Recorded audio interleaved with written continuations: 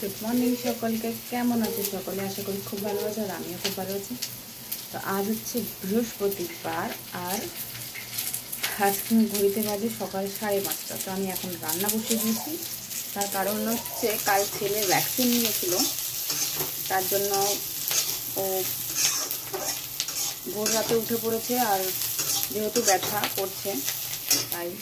আর ওই যে ও পাশে নিচে খেলছে, ওই যে ও ওখানে খেলছে সারা রাত, কান্নাকাটি করার পরে ঠান্ডা তোলা করেনি।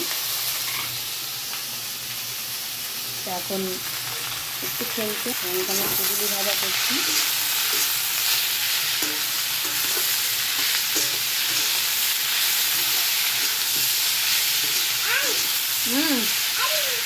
কি বাবা কটা দেখি, এই যে দেখি